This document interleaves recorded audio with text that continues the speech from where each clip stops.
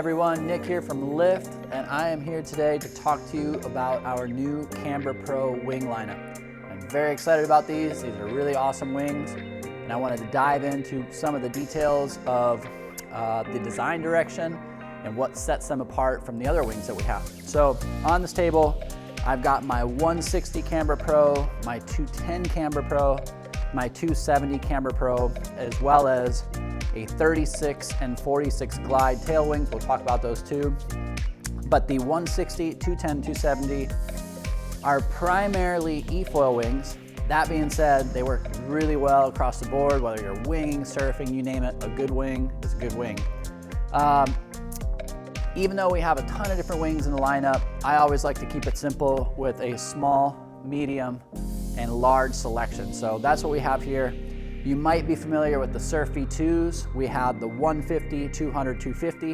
The V2s are still being manufactured and sold. They're a fantastic wing. These are not necessarily better, they're just different. They offer something different in terms of performance, and we'll talk a little bit about that. So the primary difference with these wings, you might look at them and say, hey, they look a whole lot like the Surf V2s.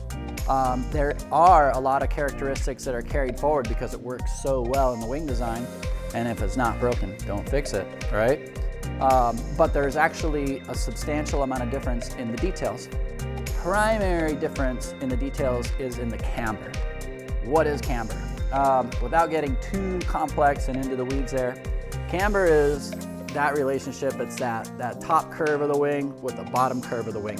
Not this one, right? That's your dihedral, anhedral. But this curve right here, if I was to chop that wing and look at it from the side, that would be my camber. That's my foil section, right? And if I have a higher camber, I've got that wing that kind of curves down and cups down. It's moving more water coming down. A lower camber is more streamlined, faster, straighter.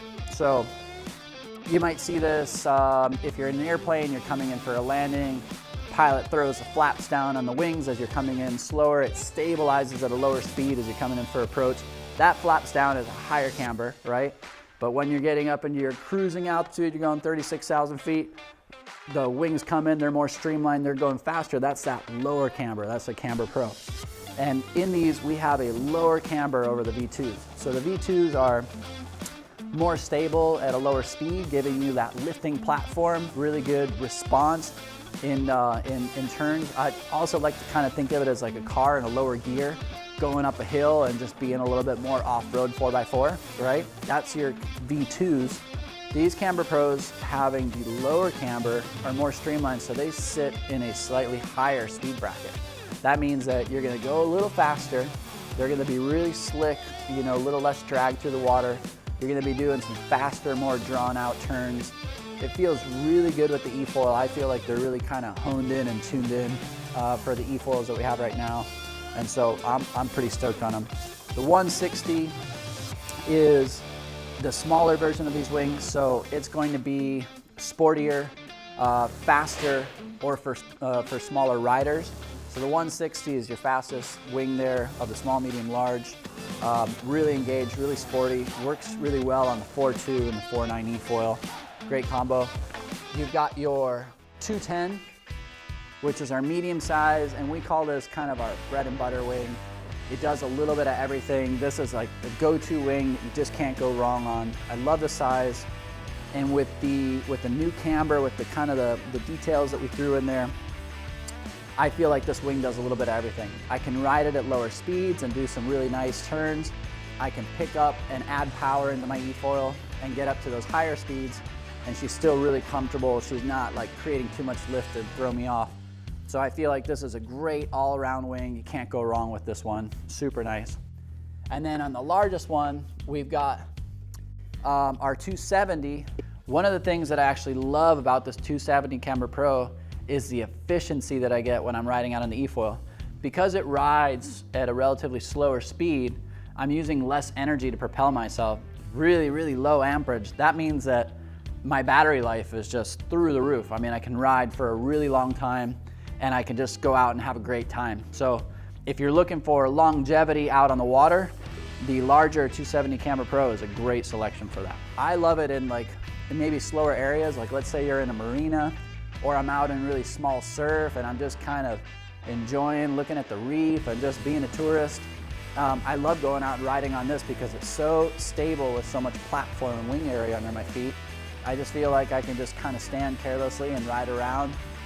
It's got a really nice surfy feel to it. It makes these slower, tight radius turns. So this one's actually surprised me. I love it. I think it's great, and it's fantastic to teach people how to eFoil. So that larger platform gives you more to stand on, and people can get up right away on an eFoil and just feel that magic of floating and flying. Highly recommend this wing to a lot of people. In the Glide series, we actually have a 36 and a 46. Our primary glide wings for eFoiling, and for a lot of people that are getting into surfing and winging, are gonna be our 36 and our 46. I love the 36. I kind of say this is a main wing for me because it offers a good balance between stability and maneuverability. I don't feel that I'm too rigid when I want to kind of carve a turn, but I don't feel too loose either. I feel like I'm locked into that turn. I can push on it, but it's not limiting me. It's not taking control over me. I'm controlling it. So this is a really good size. And the 46 is just a step up in size. This one's gonna be more stability. So if you're looking for stable, if you're looking to just be locked in, that's where I would jump into the 46. It's really great for learning. It's great for larger individuals. It's great for people that just value more stability and ease of use. You'll notice on the 36 and the 46 Glide 2, there's these upwards winglets as well. A lot of people ask me, what are the winglets for? It's the biggest visual difference. The winglets are small. They add kind of tracking stability too, so you're gonna kind of feel that when you're driving through your turn. It's a bit subtle, but it's there for sure. It also too helps, I think, in the protection of the wing and the protection for the rider. It actually adds into the efficiency of the overall lift over drag. And it also, I feel, makes it a little bit safer for the rider. So it's a small detail that we added in there. It's elegant, it's beautiful, it's functional. Just kind of a neat artistic design touch to throw in there. And again, you don't have to have one, you can own them all. You can interchange all these different wings and get a feel for it. It's really fun too. I always tell people, like, sometimes you will ride your largest front wing with your smallest back wing, and you're gonna get that lower speed, that float, but you're gonna get a lot of maneuverability and versatility out of having a smaller stabilizer in the back. So lots of options to go out and test. Sky's the limit.